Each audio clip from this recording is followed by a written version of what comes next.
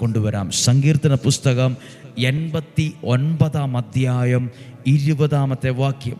ഞാൻ എൻ്റെ ദാസനായ ദാവീദിനെ കണ്ടു. ഞാൻ എൻ്റെ ദാസനായ ദാവീദിനെ കണ്ടു. വിശുദ്ധ തൈലം കൊണ്ട് ഞാൻ അവനെ അഭിഷേകം ചെയ്തു. വിശുദ്ധ തൈലം കൊണ്ട് ദൈവം കണ്ട ദാവീദിനെ അഭിഷേകം ചെയ്തു. നിങ്ങൾ ഈ വചനം കേൾക്കുമ്പോൾ വിശുദ്ധ തൈലം കൊണ്ട്, ആ വിശുദ്ധ തൈലത്തിൻ്റെ സ്ഥാനത്ത് നിന്ന് വിശുദ്ധ വചനമാണ്. ആ വചനം കൊണ്ടാണ് നിങ്ങളെ അഭിഷേകം ചെയ്യുന്നത്.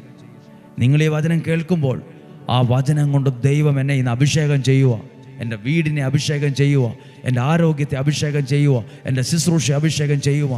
നിങ്ങളായിരിക്കുന്ന സ്ഥലത്തെ വിശുദ്ധ വചനം കൊണ്ട് അഭിഷേകം ചെയ്യും.